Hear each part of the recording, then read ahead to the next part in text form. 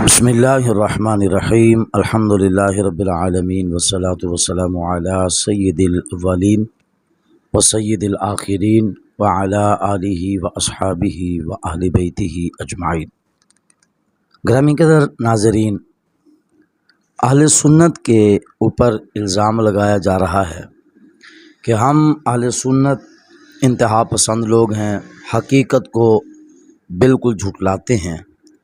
دلیل کیا پیش کی جاتی ہے کہ یہ جو سنی ہیں ڈاکٹر ذاکر نائک کے خلاف ہیں، جبکہ ڈاکٹر ذاکر نائک حق پرست، حق گو، توحید کو بیان کرنے والا سچا مسلمان ہے۔ اہل سنت کا عقیدہ تو ڈاکٹر ذاکر نائک کے بارے میں بالکل واضح اور ظاہر عقیدہ ہے۔ آئیے آپ حضرات کے سامنے چند ایک مثالیں پیش کرتا ہوں جس سے آپ کو پتہ چلے گا کہ ذاکر نائک سے نفرت صرف اہل سنت نہیں کرتے، بلکہ ہر وہ شخص جو عالم ہے، سوچ بوجھ رکھتا ہے، شعور رکھتا ہے، ہر عالم وہ چاہے اہل سنت سے تعلق رکھتا ہو یا کسی اور مسلک سے تعلق رکھتا ہو، بالخصوص جو وہابی علماء ہیں وہ بھی ذاکر نائک کو اچھا نہیں سمجھتے۔ سماعت کیجئے۔ اور ایک آدمی نے مجھ سے پوچھا کہ ذاکر نائک کیسا ہے؟ میں نے کہا صحیح نہیں ہے۔ تو مجھے کہا کیوں؟ میں نے کہا آپ کے خیال میں صحیح ہے؟ اس نے کہا ہاں۔ میں نے کہا پھر مجھ سے کیوں پوچھتے؟ میں نے کہا ایک بات بتاتا ہوں، برا نہ ماننا، کہ یہ ان کی دیانتداری ہے اور آپ کا اندھا پن ہے۔ ان کی دیانتداری ہے کہ وہ دکھانا چاہتے کہ میں مغرب کا ایجنٹ ہوں، میں یہود اور نصارہ کا زرخرید ہوں، کام ان کا کر رہا ہوں، قرآن سے زیادہ بابل سناتا ہوں، ان کی کتابیں پڑھ کے سناتا۔ قرآن والے تو ہے وہ پکڑ لیں گے، بابل کا کون ہے؟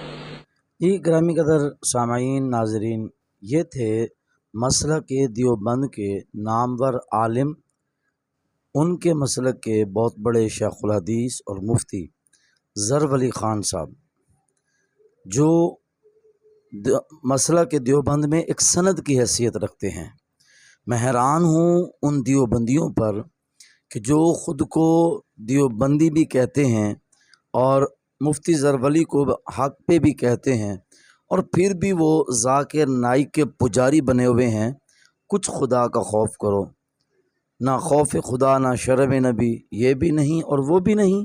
آئیے جناب، اب آپ کے سامنے میں پیش کرتا ہوں غیر مقلد وہابی حضرات کے عالم، ان کی زبانی آپ سنیے کہ وہ ذاکر نائک کے بارے میں کیا نظریہ پیش کرتے ہیں، بلکہ آپ سنیں گے تو آپ کو یقیناً مزہ آئے گا کہ انہوں نے ذاکر نائک کی دین کے لحاظ سے اور شریعت کے لحاظ سے، قرآن و حدیث اور فقہ کے لحاظ سے علمی حیثیت کو بھی واضح کر دیا ہے۔ ڈاکٹر ذاکر نائک صاحب کہتے ہیں کہ ہمیں اللہ تعالیٰ کو وشنو اور ودھاتا کہنے میں کوئی حرج محسوس نہیں ہوتا، تو اس سے کوئی برائی نہیں ہے۔ براہ کرم ہماری رہنمائی فرما دیجیے، کیا یہ درست ہے؟ اب یہی عقل پرستی ہے، اسی کو کہتے ہیں عقل پرستی۔ آدمی کے پاس جس چیز کا علم ہو اس آدمی کو وہی بات بولنی چاہیے۔ جس بات کا تمہیں علم نہیں ہے اس کے پیچھے مت پڑو۔ تمہارا جو دائرہ کار ہے اس دائرے میں رہو۔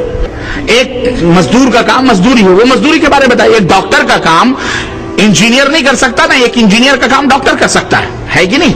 ڈاکٹر کا کام انجیکشن لگانا اور جسم کو دیکھنا اور بخار اور سردی زکام اور دیگر امراض کی تشخیص کرنا ہے اور اس کا علاج کرنا ہے۔ جس کی جو فیلڈ ہے اس فیلڈ میں اس کو کام کرنا چاہیے۔ ڈاکٹر ذاکر نائک ایک طبیب تھے، ڈاکٹر تھے، انجیکشن وکشن لگانے والے ڈاکٹر، وہ ڈگری ہولڈر ڈاکٹریٹ نہیں، جو پی ایچ ڈی ہوتے وہ نہیں ہے۔ ان کو چاہیے تھا بیچارے وہ ادھر اپنا طبیبی کرتے اور انگریزی زبان میں ماہر تھے۔ پتہ نہیں دکان چلی کہ نہیں چلی، سوچے یار ادھر سے نہیں تو ادھر ہی مار لو، مولویوں کا بڑا چل رہا ہے مسئلہ، ماشاء اللہ تبارک اللہ۔ خلاص پلٹی ماری انہوں نے اور آ گئے اس فیلڈ میں۔ ٹھیک ہے الحمدللہ. Welcome doctor Zakir Naik, welcome to تبلیغ اسلام. انشاءاللہ ما فی مشکل, کوئی حرج نہیں. الحمدللہ ہم نے تو بہت سارے لوگوں کو برداشت کیا ہے. آپ بھی کوئی مصیبت اللہ تم ہدایت دے اور اللہ تعالیٰ ان کے شر اور فتنے سے اور ہمارے بھی شر اور فتنے سے اللہ امت کو محفوظ رکھے. تو کتاب پڑھنے سے کوئی آدمی یعنی خود مطالعہ کر لینے سے, چند کتابیں یا چند آیتیں حفظ کر لینے سے وہ علامہ نہیں, وہ عالم نہیں ہوتا. وہ